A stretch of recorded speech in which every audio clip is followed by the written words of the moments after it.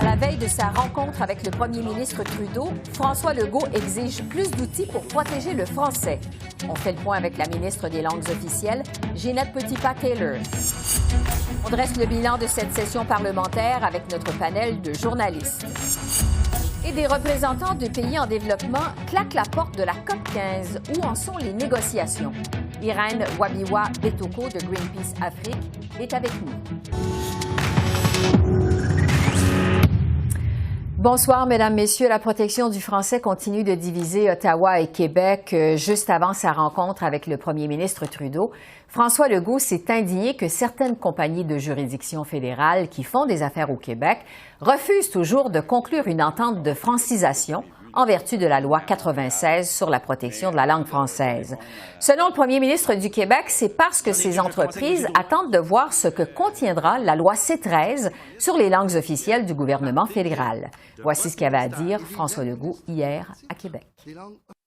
On a posé des gestes, entre autres avec la loi 96, pour demander aux grandes entreprises à charte fédérale d'appliquer la loi 101.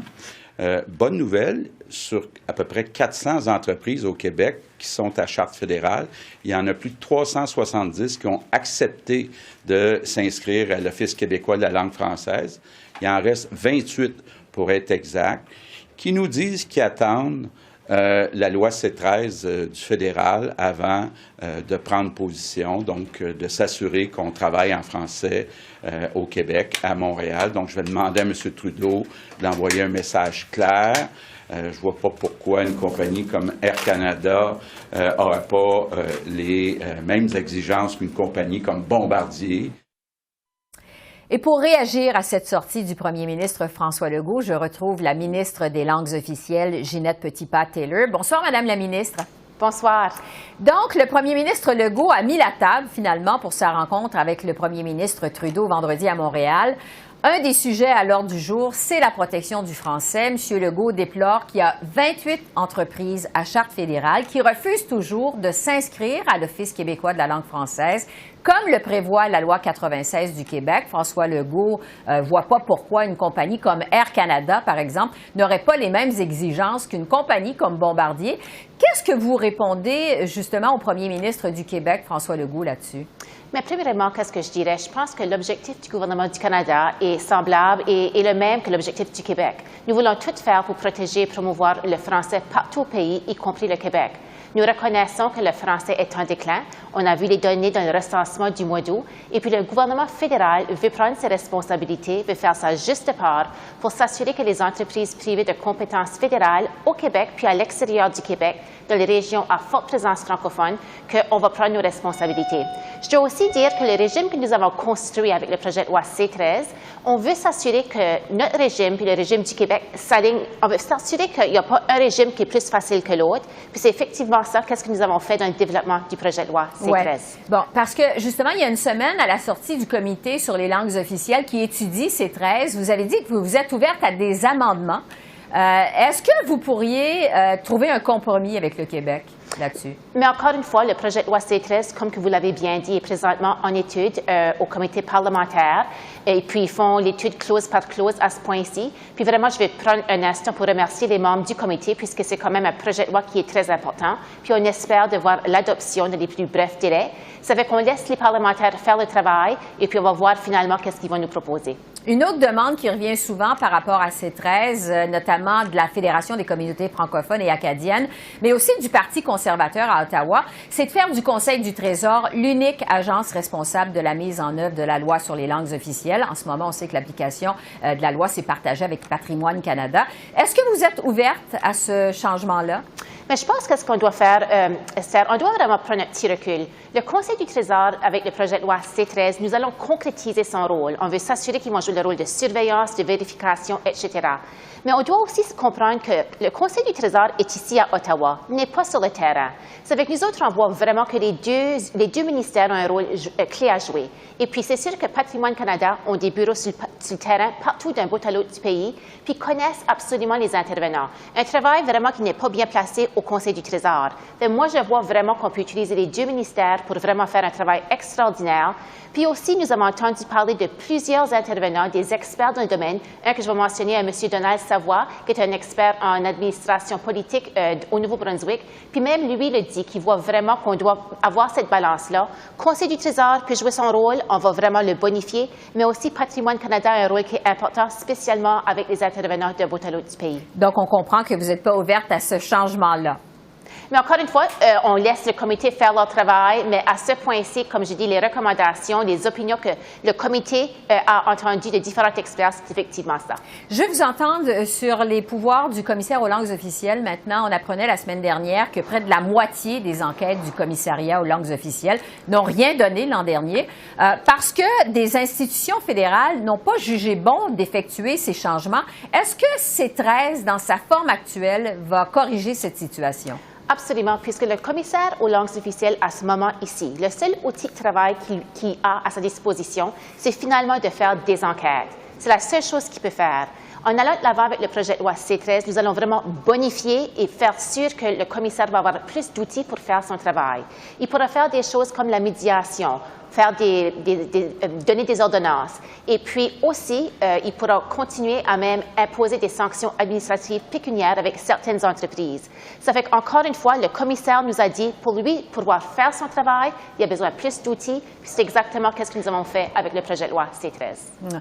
Sur la baisse du français dans la fonction publique comme langue principale de travail maintenant, parce que l'utilisation du français, on l'a vu, est en baisse dans la fonction publique fédérale, mais l'anglais, pendant ce temps-là, progresse. En fait, selon TFO, certains ministères obtiennent des moins bons résultats pour le respect des langues officielles que Air Canada. Est-ce que vous allez faire quelque chose pour renverser cette tendance? Qu'est-ce que vous avez l'intention de faire? Cette tendance-là est vraiment préoccupante pour moi comme ministre des langues officielles puis comme acadienne qui habite au Nouveau-Brunswick. La ministre Fortier, qui est la présidente du Conseil du Trésor, a vraiment la responsabilité, elle aussi, à regarder tous les cours de francisation qui sont disponibles pour nos employés, ça fonctionne-tu, ça rencontre-tu les besoins. Et puis aussi, je pense qu'on doit faire la révision de toutes ces choses-là, puisqu'on veut s'assurer qu'on va avoir une fonction publique qui peut fonctionner dans les deux langues, puis aussi s'assurer que les employés francophones peuvent travailler en français, puis aussi eux aussi puissent se faire servir en français. Ouais.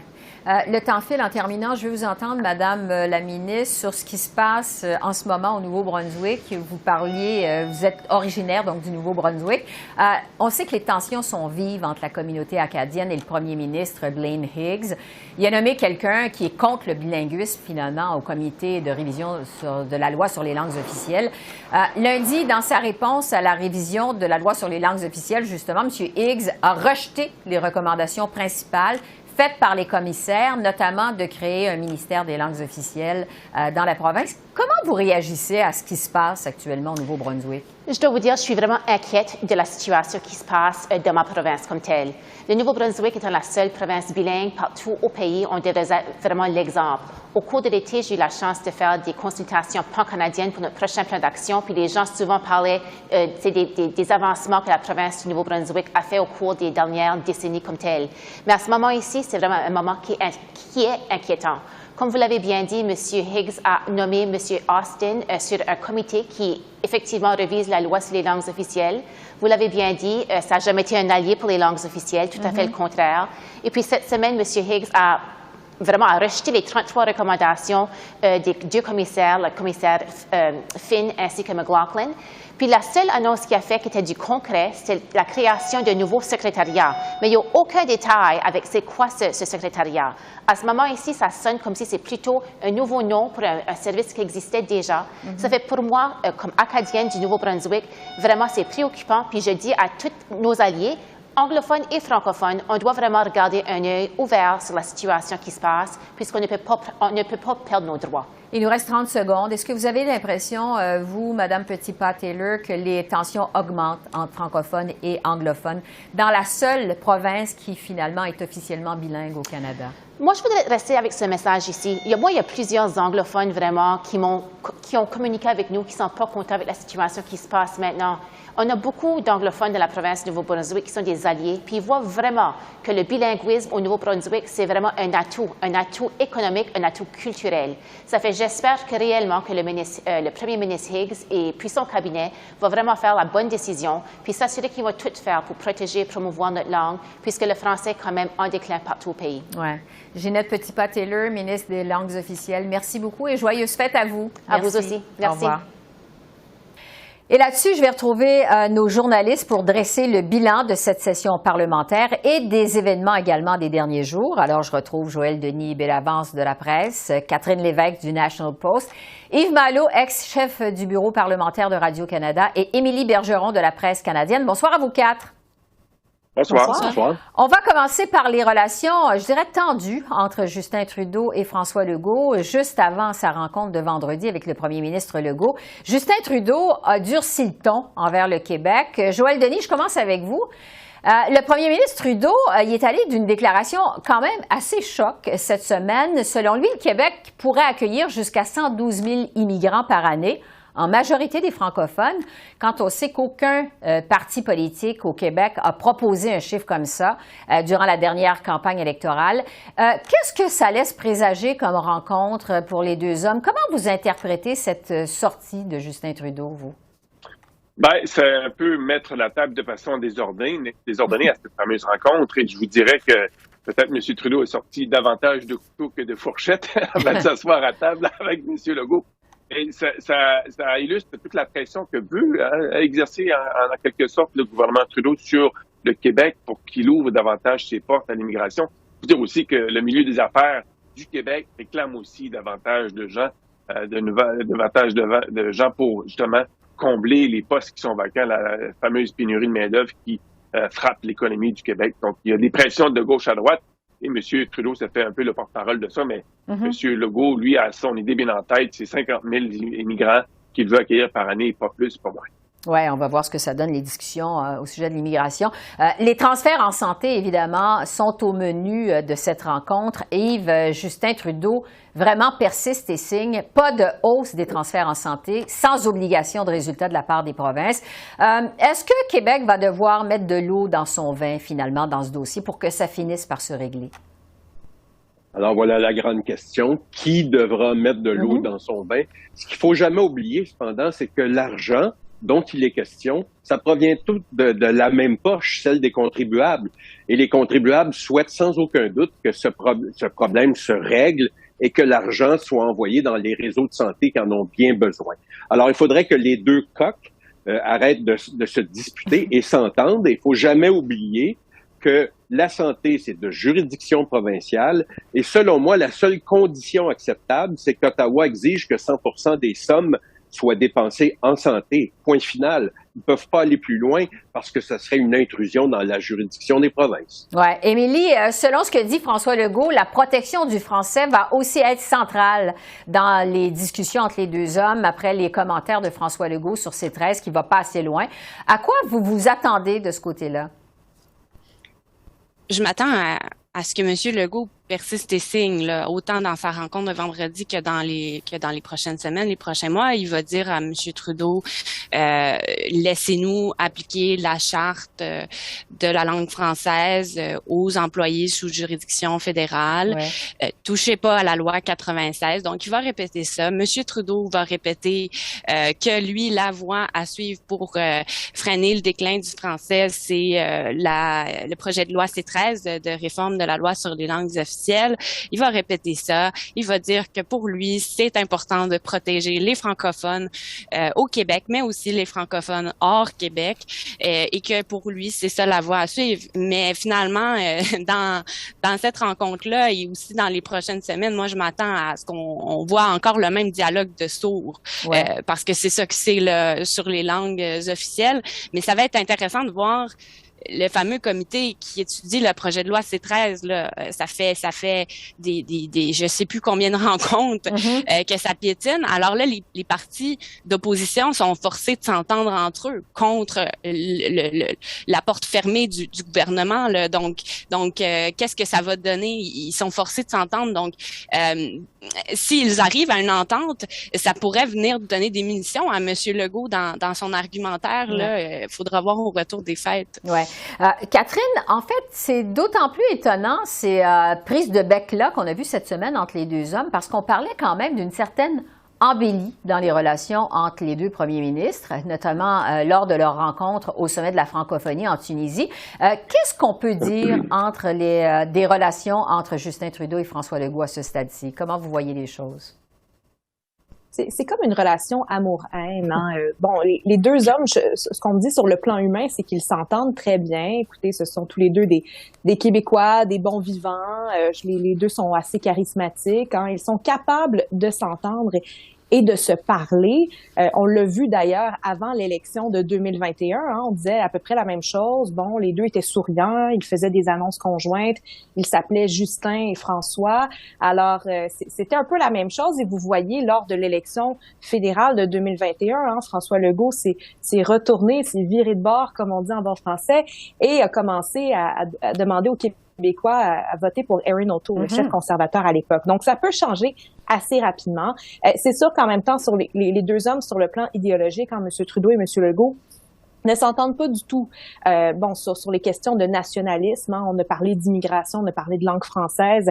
Je mentionnerai aussi la laïcité. Hein, Justin Trudeau est plus multiculturaliste. Donc, vraiment, moi, je m'attends quand même à ce que ce soit quand même un peu tendu. Je pense que la question de l'immigration cette semaine, hein, qui en passant a été rapportée par la presse canadienne, c'est un gros enjeu et puis définitivement ça démontre à quel point il y a là, de la tension entre les deux hommes. Oui, on va suivre ça évidemment vendredi, une rencontre qui devrait durer 1 heure.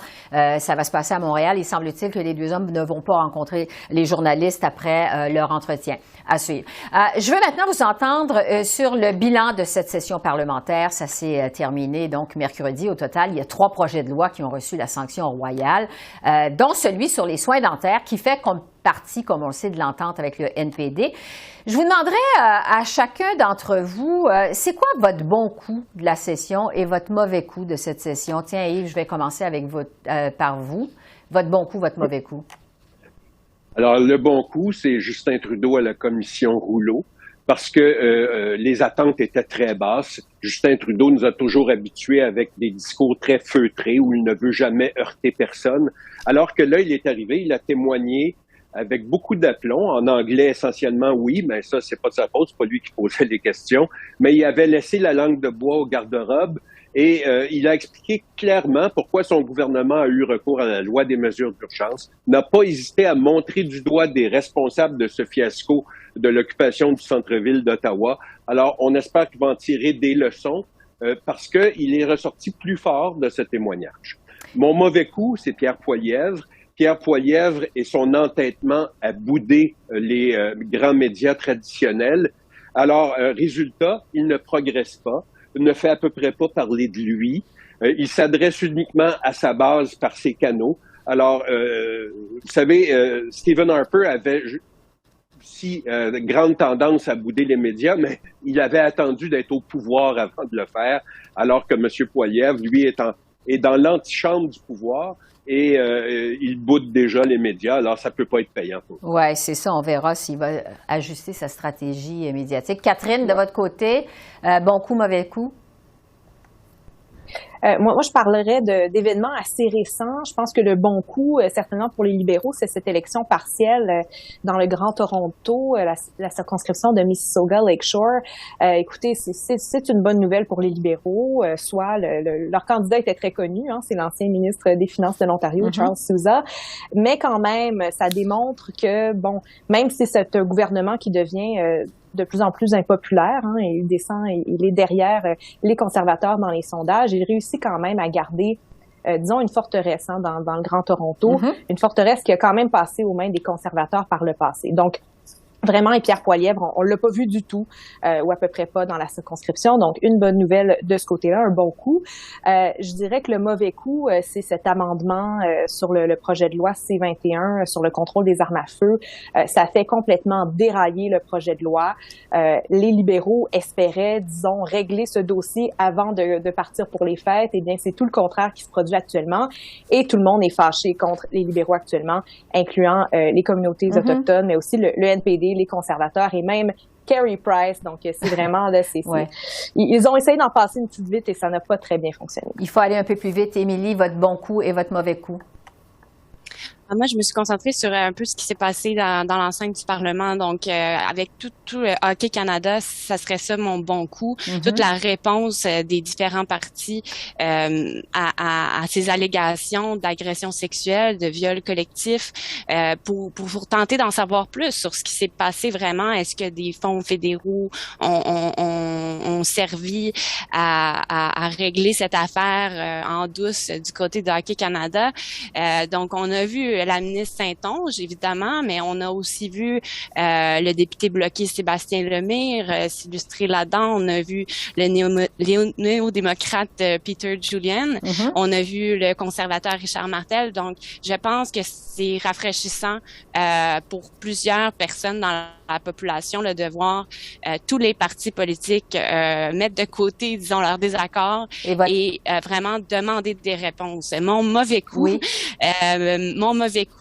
je dirais autant pour les conservateurs que les libéraux dans le projet de loi C-11. Le projet de loi C-11, là, la fameuse réforme proposée de la loi sur la radiodiffusion pour inclure des plateformes de diffusion en ligne, là, comme par exemple YouTube. Mais là, c'est pas la première mouture de ce projet de loi-là, premièrement.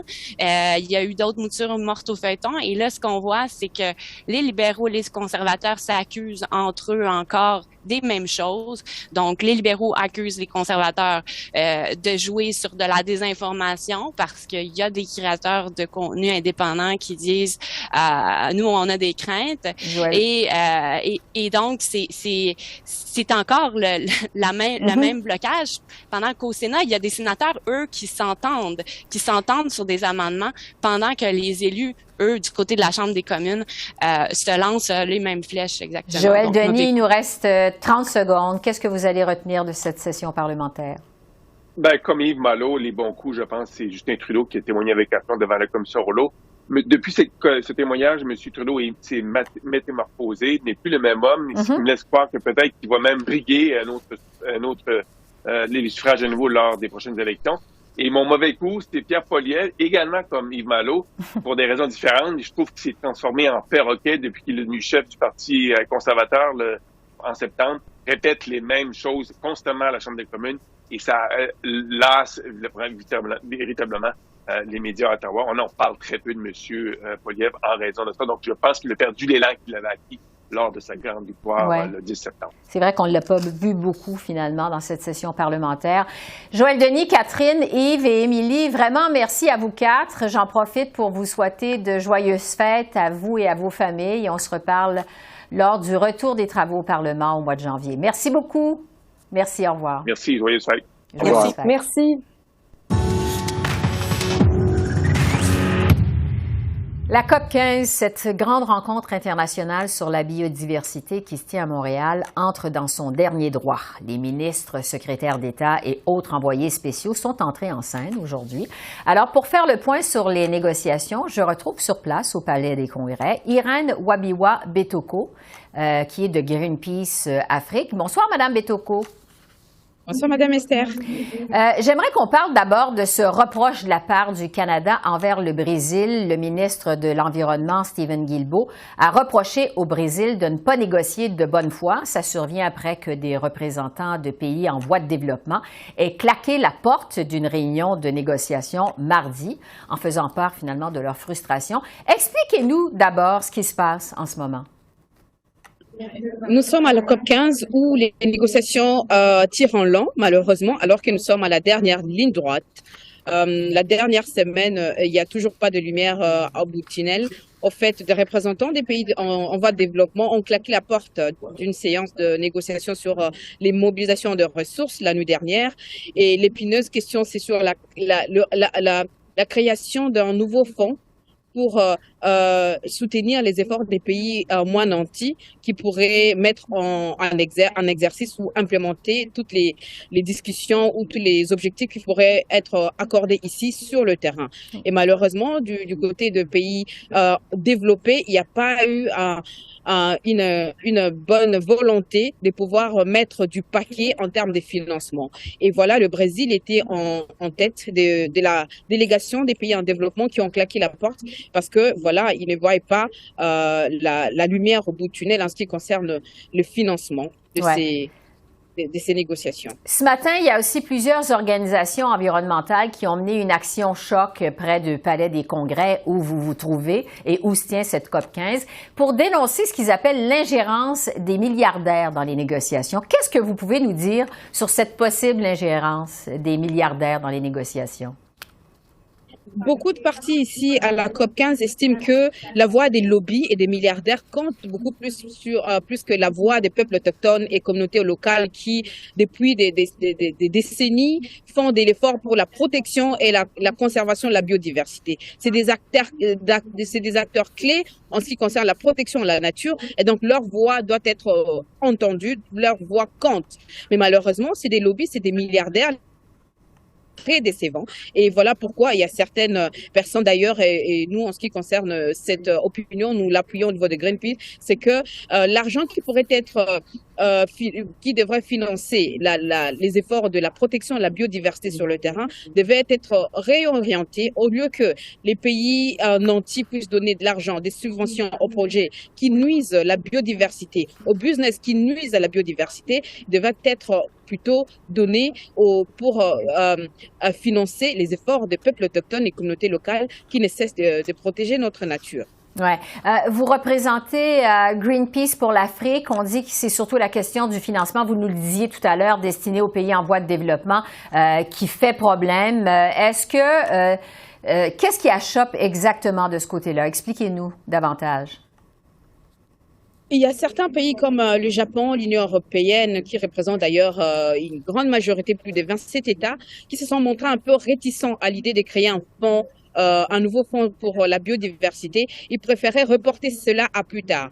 Et nous pensons que cette attitude est vraiment décevante et vraiment inexplicable parce que si au niveau de Montréal, on doit approuver un cadre mondial aussi ambitieux pour la protection de la nature dans les 10 années à venir, dans post-2020, il est important et impératif qu'il y ait des financements qui pourraient rendre ce plan concret sur le terrain, parce que sinon, s'il n'y a pas de financement conséquent, là, on pourra parler d'un plan aussi ambitieux, mais qui reste théorique.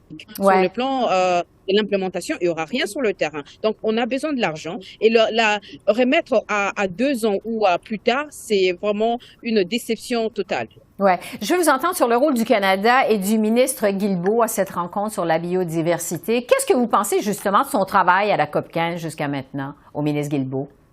M. Guilbeault et le Canada n'étaient pas aussi tranchés, leur position n'était pas aussi tranchée parce que eux aussi, ils parlaient plutôt de la création ou de l'utilisation des outils déjà existants. Ils étaient un peu réticents en ce qui concerne la création d'un nouveau fonds parce que pour le Canada et M. Guilbeault, c'est que la création d'un nouveau fonds pourrait prendre beaucoup d'années et donc il faut utiliser les outils existants. Alors que les outils existants, par exemple le GEF, c'est des outils qui sont trop bureaucratiques et qui n'aident pas à ce que les pays moins nantis, les pays en voie de développement puissent accéder aux fonds aussi rapidement. Donc, c'était pas une très bonne chose. Mais nous venons d'entendre que le Canada a promis un nouveau financement pour la protection de la nature et cela sera annoncé tout à l'heure. Et nous estimons que les autres pays de l'Union européenne devraient emboîter les pas et mettre le paquet, sinon toutes les conversations, les négociations qui ont lieu ici à Montréal où je me trouve,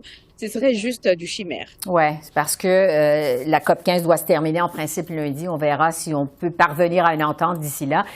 Irène Wabiwa-Betoko de Greenpeace Afrique, merci beaucoup. Merci. Je vous en prie. Merci. Au revoir. Alors voilà, c'est comme ça qu'on a vu l'essentiel de l'actualité de ce jeudi 15 décembre sur la colline parlementaire à Ottawa. Esther Bégin qui vous remercie d'être à l'antenne de CEPAC, la chaîne d'affaires publiques par câble. Je vous souhaite une excellente fin de soirée et je vous dis